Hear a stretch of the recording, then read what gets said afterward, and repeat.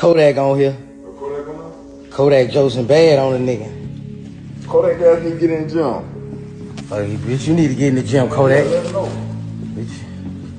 Bitch, you ducking all on stage, bitch. Bitch, you ducking. Bitch, you finna fall out on stage, bitch. You talking about me, bitch, you ducking. You need to shake back too, motherfucker. I barely can make it up the stairs, man. I'm tore. I still feel disrespected, buddy. You ain't clean your face. Nigga, I don't give a fuck. I don't give a fuck. I feel disrespected, nigga.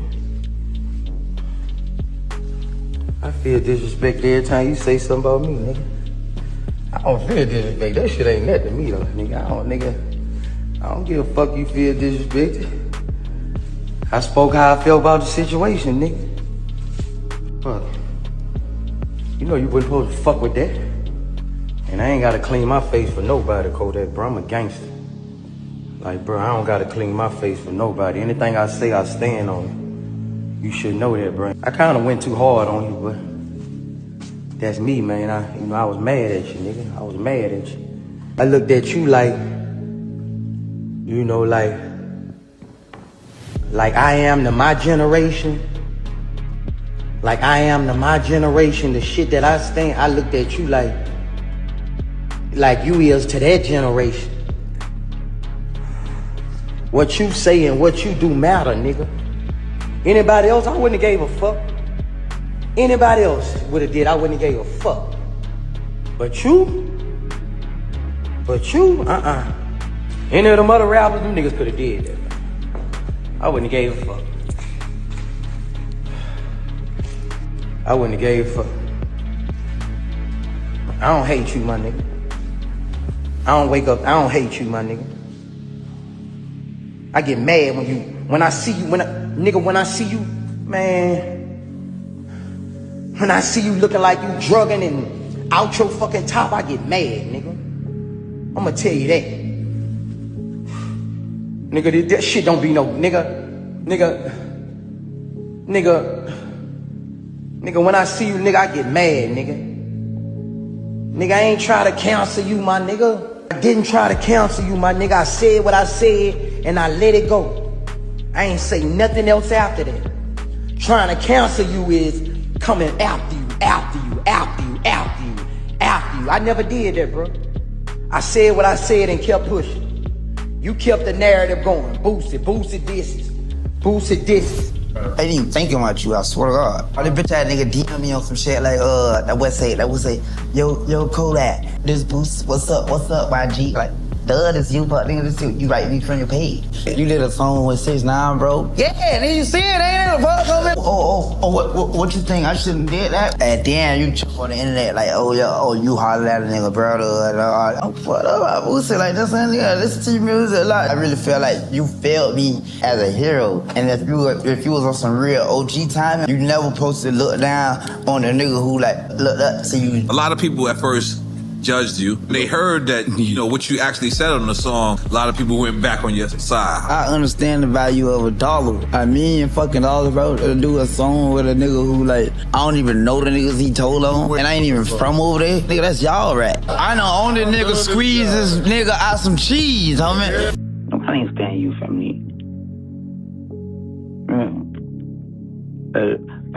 Kodak, you did a song with 6ix9ine, bro. Yes. The fuck, ain't you see it? You saw it.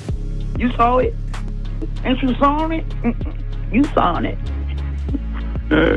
You saw it. So you gotta know, you weren't expecting that response from me. He wasn't respecting that response. He just thinking like, okay, all the young around bro age and shit like that, looked up to like Boosie and all that shit. So whatever level looked at Boosie and shit, you don't know. He think like he imperial. At the end of the day, it's like, bro, you let a lot of people down, you know. Not even for that bull ass shit that you pulled on me. Yo, what it is, people, we is back. Double Dale, keep it G News. And y'all, this is my last and final video on this Kodak Black and Boosie situation. Now, for the last couple days, y'all, I've been on Kodak Black heels about him checking in the PC. Right? But there's always multiple ways or angles to view a situation. Now, what I haven't done is hold Boosie accountable for his flaws and some of the things he have done and some of the things that his name has been connected to. Because it's been a lot. It's been a lot. Now, in my opinion, I don't think that as a grown man that you should ever be that scared to the point that you checking in the PC because you don't want to be around other inmates. And to me, money doesn't matter. Because at the end of the day, my life is just as important as yours. You know, if something happens to me or you, my family is going to grieve just like if something happens to a millionaire. If something, you know, their family is going to grieve. There's really no difference. So I take the money element out of it. But if I'm keeping it all the way real, if you in prison and you standing alone as an individual, there's going to be situations you wish you handled differently. Now, I don't know if Kodak Black feels that way. I don't know if Kodak Black, if he can do it all over again, will he, you know, stand alone and be in population and just, you know, face any consequence that come his way. But I can say that every situation in prison is not going to be to your, the outcome is not always going to be favorable to you. When you stand alone, I'm talking about no gang member, no gang affiliations, no Muslim, no Bloods, no BGF, no Crip, no BD, no GD. I'm talking about as a civilian in prison. You're going to have situations where you wish you could have handled it differently. And that just is what it is. Now, Boosie, and the issue that a lot of people have with Boosie, and I concur. I think I was probably, at one point, the only person calling Boosie out when Boosie was begging for a pardon. Because in my opinion, you talk too gangster to be begging for anything. You know, you rap about not begging for things in your music. So, when it came evident that Boosie was only facing 2 years in federal prison, that pardon talk should have stopped. But it didn't. It did.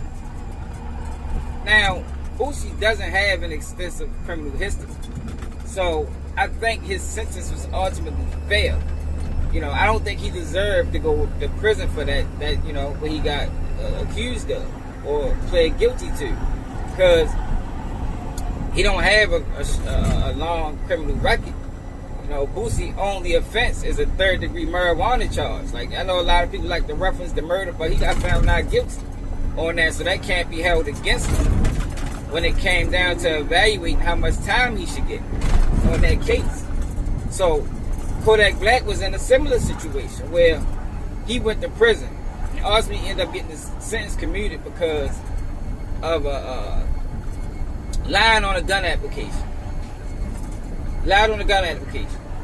And I've said on my platform, on the last couple videos I did when it came out of Kodak Black, is if you evaluate the situation and you look into how Kodak Black said he was treated, I think he did it to himself.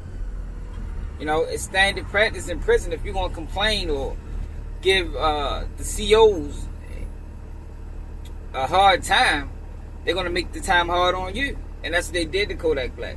I don't necessarily believe that he was going through everything that he was going through. I think that just was a cry for help. He wanted out. And he did whatever he had to do to get out. Even checking in on PC. And I don't agree with checking in on PC due to being in fear of your life, almost for any reason. You know, I don't think, me personally, I would never do it. You know, if you look at the lawsuit that Kodak Black filed on the Bureau of Prisons, he said that when he got the Big Sandy, an inmate, they put him in a cell with an inmate that had 2 life sentences, and this inmate asked him, give him 10 reasons why he shouldn't kill him. And shit, that probably scared Kodak Black death. That probably would have scared me to death. But I don't think checking in would have been a remedy. So for me, I probably would have just called him in the day room. You feel me? And hit him with a tray, hit him with a phone, punch him in his mouth. You know, a situation where it's going to be broken up. Like, there's ways to check in. and it's not deemed dishonorable. You know, people then hit COs and, you know, start a fight, start a riot. Like, it's things you can do, and people won't look at you sideways based off your decision making. But like I said, most people that went to prison got situations where they wish they could have took it back. And when it comes down to this PC talk, I think people forget that Kodak Black isn't the only high profile rapper or rapper with a name that checked in or attempted to check in the PC.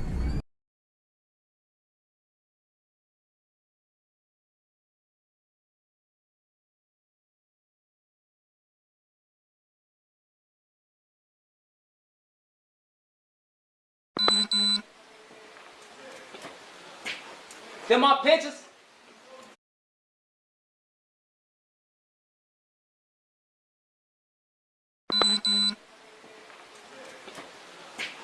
Them my pictures. What's Ackerman doing? Bro, could you please get my picture from that man?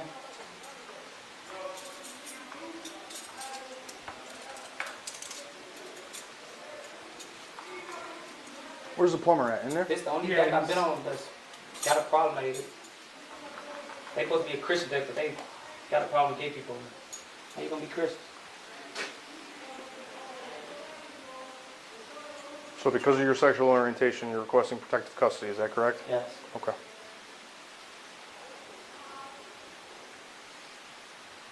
I get along with, you know, the straight people and no problem. But over there, just, they got a problem with me. I don't never start no. Okay. I'm not mad at you.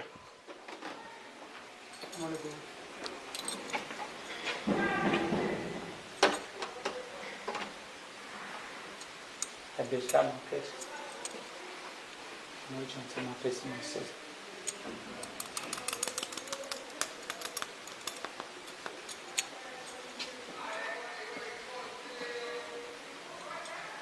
Bye, little Josh.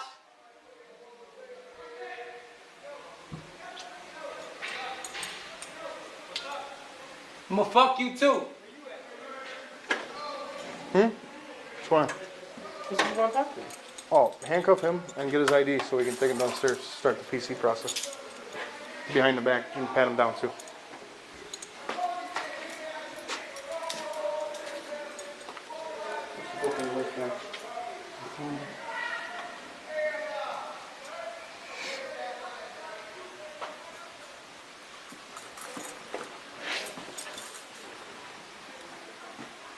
What you got?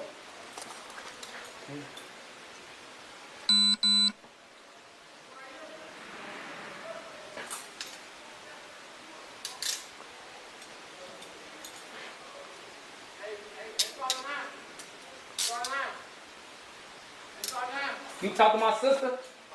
You talk to my sister? Tell her I say I love her. Tell her I'm probably gonna go to PC. Tell her I'm gonna go to PC probably.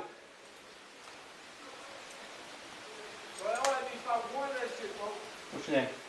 I'm Dennis, Dave on.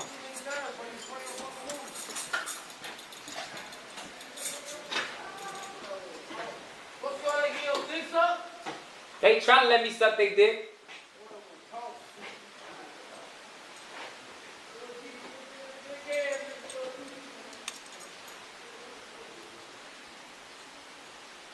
Y'all got room over there?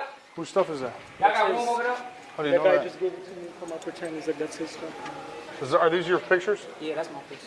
Okay, well we're not These gonna let better him be bring it on down my the holding. pictures, bitch. Leave it up in the interlock or whatever. You got my shower shoes? Yeah. Alright, thank you. We'll hold on to your photos up here. If your PC ends up going through, are you listening to me? Or you don't care about your photos? Which one? Yeah, I care about it. Okay, we're gonna leave them up here, and if your PC ends up going through, when you pack up your stuff, we'll include the photos with your property, okay? Grab your book.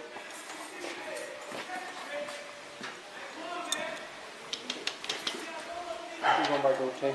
Huh? Are you going by Goche? I don't know if they gonna put me over there. Come on. Yeah, I got you. I'll get them to you. Are we just leaving the other guys here for right now? Yeah. He doesn't want anything. He just wants to move across the hall. Oh. I asked him if he wanted a PC. He don't want it. He just wants to move across the hall. So we're not doing that right now.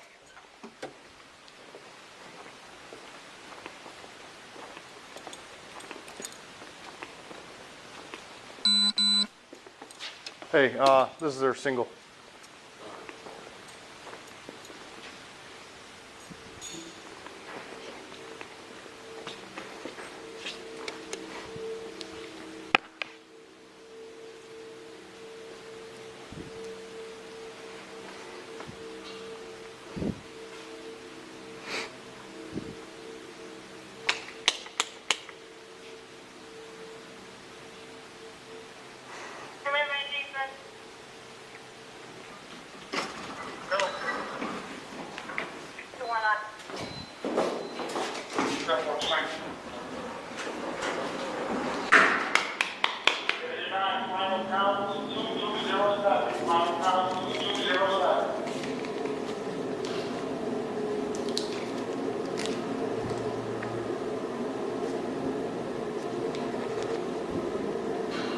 You know that boy you go 10 and cook? No.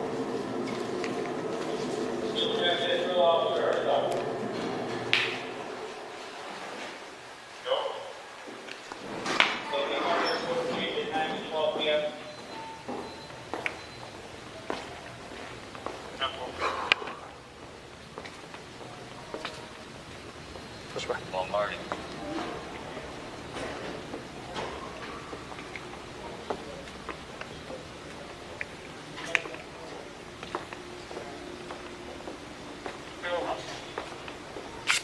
Hey, Amato, you got a spot open for me?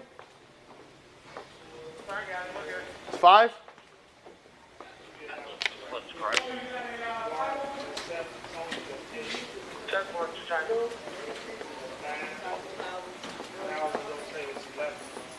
All the way around, go to home.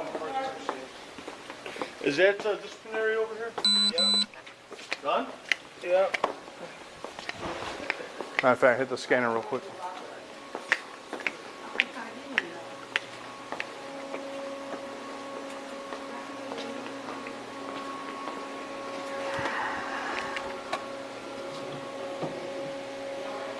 Chin down. Put your chin down. Chin down. There you go. Marty, I'll call and check them in. Check them. Come on. Bye.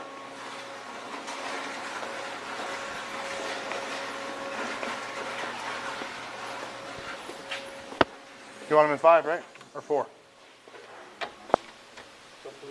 I think people forgot about King Von and the whole gate situation.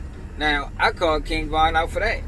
Even though I know he was lying, but it looked like to me he may have been scared to go on that team. He may have had ops. He might have been outnumbered. Or he may have just been trying to get to another unit. Now, honestly, I don't think King Von went to PC. You heard the officer say he wasn't taking him to PC. He just wanted to get moved to another housing unit. But to me, that's flawed. You know, if you out here committing all this violence on the streets and now you're in a situation where you ain't supposed to be able to run.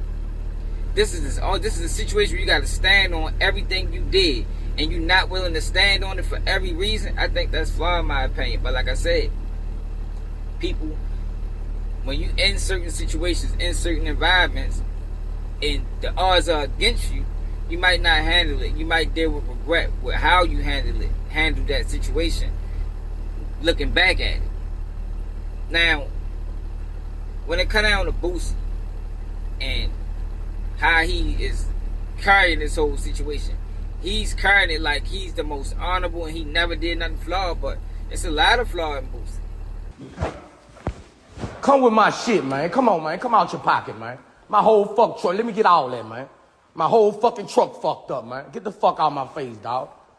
I didn't even know my truck was fucked up like that. Let me get that, man. Fuck that, nigga.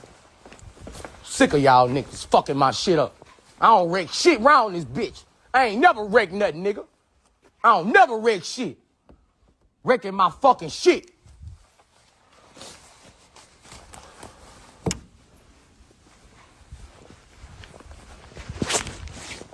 Fuck.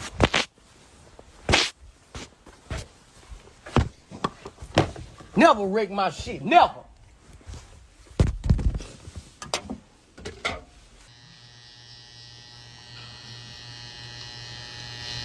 Mama, don't text me. The fuck off my live. Stop watching my live.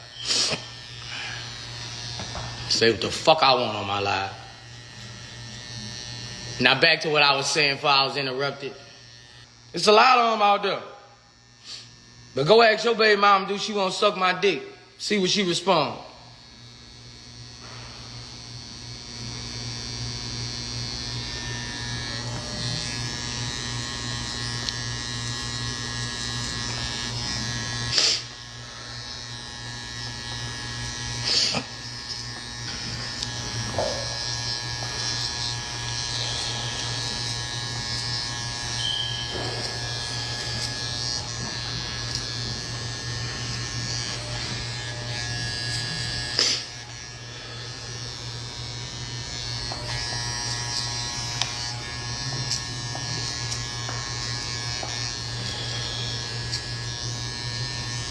You heard what I said, man. I don't need no hoes on here who ain't trying to suck dick. Bitch, you ain't trying to suck dick, bitch. Get the fuck out of my live, ho. Go play with your churn.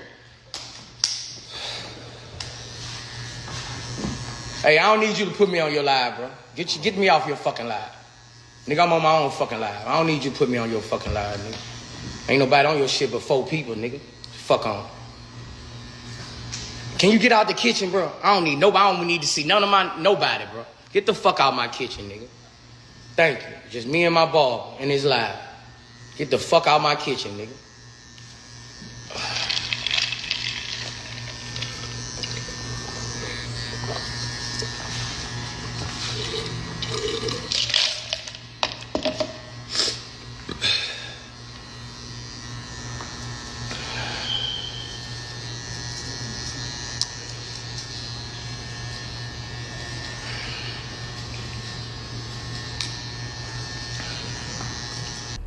Y'all know I've did videos calling Boosie out for some of the flaws in his character. You know, how he treat his family, how he treat his mother, how he treat the people around him.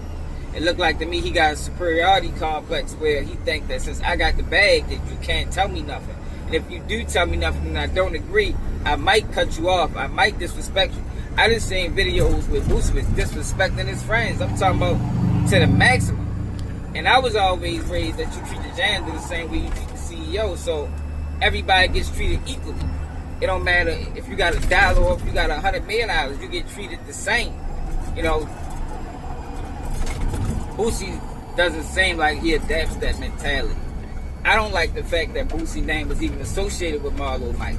Not saying that he participated or he was involved in any of that stuff, but I think at the time Boosie was 27. At 27 years old, you should not, under no circumstances, your name should never be connected to a 15-year-old who was accused of multiple murders. Nah, not at 27. Because at that age, you're supposed to know better. Now, it's different when you 19 and he 15 and he just look up to you. Like, I get that. But at 27, you know this street life is dead end, man. Even if you live in it, you're not supposed to coach the next generation into living it as well. Nah, you ain't supposed to do that. I don't respect that. I don't respect that coming from Boosie. And I don't think Boosie has ever even, you know, or he probably can't speak on it because a lot of them cases, he only got charged with one murder, but Marlo Mike was accused of 6. So more likely he can speak on it. But I'm intrigued to see how he feels about that, you know, at this age that he's at. Having a child that's running the streets. I wonder how he would feel if somebody did that to his child. You know, even if Marlo Mike was already moving that way, because I know that's a lot of people arguing. He was doing that shit before. Regardless, I ain't ready to have you doing that shit for me. Straight up, because I know better. And I just wanted to do this video to provide clarity and add more context to the situation. Ultimately, I believe both these guys have a certain level of respect for each other, or had at the very least. Hey, bro, they got a lot of OGs in the music industry calling me, bro. Motherfuckers calling me telling me to kill this shit. But this man dissed me for a year and a half straight, back to back, bro. Like, I ain't say nothing, you know, because I was trying to get a pardon from the same people he got a pardon from. But ain't none of y'all niggas tell this man to shut up. That he was wrong. Year and a half straight, back to back. I ain't say nothing. Now y'all just... like, ain't none of y'all niggas step up and say, man... Ain't none of y'all reach out to Kodak and say, man, bro, come on, you're wrong, my nigga. Y'all just let a nigga be disrespectful over and over again. When I get disrespectful, now y'all niggas won't call my phone and... Come on, man. Come on, bro, like... That ain't real shit, bro. Y'all ain't keeping it 100, man, you know. I feel a lot of y'all on some shit, you know. Boosie, you OG, woo-doo. But what about the young nigga disrespecting OG? You know? I thought OG supposed to put niggas in their place. Y'all confusing me, man, like... I don't know if it's love, you niggas calling because it's love, or... I don't know, bro. I just feel a nigga ain't being all the way 100 because they could have been told him something, bro, you know? And both their arguments is coming from a place of hurt. Boosie is hurt because he looked at Kodak Black as probably like a younger version of him. You know, with the influence, with the rap. You know, Kodak Black looked up to Boosie in the rap game, you know? He probably wanted to be like Boosie at one point in time in life. And I think when it came down to Kodak Black, he was upset, and that's what led to these diss songs, because he like, damn, Boosie, like, out of all the people, even if you felt the way, you weren't supposed to make it public. But Boosie is very outspoken. And I think when it came down to Boosie, he looked at Kodak Black like, damn, yo, you checked that, you couldn't stand on, you couldn't, when it was time to be a man, you couldn't be a man. And I think both of it is just coming, both those guys are just coming from a place of hurt, anger, frustration. And ultimately, I think they need to figure it out, because with all this stuff that was going on, other rappers in the game reached out to Boosie and they told Boosie, man, let's end this shit. Now, I do agree with Boosie. You know, respect is a two-way street. You know, you gotta give respect to get respect. But ultimately, what should have happened before anything was made public, you know, because all of this stems from Kodak Black feature with 6ix9ine. Now, I didn't told y'all, I didn't stop fucking with Kodak Black off that feature with 6ix9ine, because I think Kodak Black was used to push snitch culture. And I think to this day, he's still unaware of what that feature really was about. I think he just looked at the money element, you know, but I get it. He was young. He probably didn't think that deep into it. You know, I wonder how he look at it now. Do he still think that deep in, you know, do he still think it was just a feature and they just was paying him for a feature? Never know. But, this is a messed up situation, yo. Like, I don't think anybody's glorified prison. You know, you're going to see some of the worst beatings, some of the worst stabbings in prison that you will ever see in your life. Like, nothing is fun about prison. I gotta stress, I can't stress that enough. Nothing is glamorous about prison. It's ugly.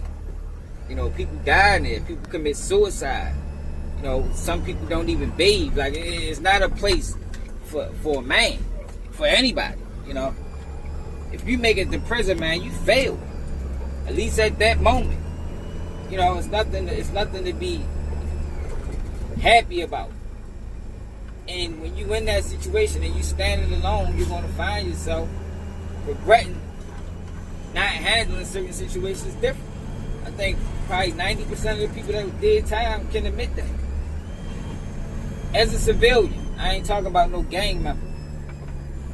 As a civilian, as a man that's standing on his own, that's non-affiliated, you know, no blood, no Crip, no GD, no BD, no BGF, no DMI, no whatever gangs, you know, that they got in prisons is where you from. You're gonna have a situation where you wish you could have handled it different. Kodak Black, looking back at it, he probably wish he would have, you know, stood up a little bit more. But when you look at the situation when it came down to Kodak Black in prison, the reason I had issue with him because it looked like to me he just didn't want to be there at all. Like, he was complaining from damn near the door. When he was in Florida, he was complaining. So they sent him to Big Sandy, and that's what they do in prison. That is standard practice in prison. Not saying that is right, but this is what they do. If you giving the institution a problem, wherever that institution is, yo, sometimes they might send you to a worse one. You know, that's the game that prison officials play. It's not unethical. It may be unethical, but it's normal at the same time. And for Kodak Black to be complaining that way, he wasn't the only person to ever go through that. But Boosie complained as well. You know, one of the issues that I always take with rappers is they rap all this gangster killing stuff, and other people got to stand on their words. And then when it comes time for them to stand on their words, they pull a Kodak, they pull a Boosie. Because at the end of the day, what Kodak did with checking in and getting the sentence commuted is no different than what Boosie was trying to do when it came time for him to face his consequences for his actions. He didn't want to go to jail either. Not even for 2 years. Not even for 2 years. So, ultimately, Boosie, you can't be this vocal about Kodak Black going to PC and doing what he did while he was in federal custody, when it was time for you to, you know, stand on your decision making, and you wasn't trying to stand on it either.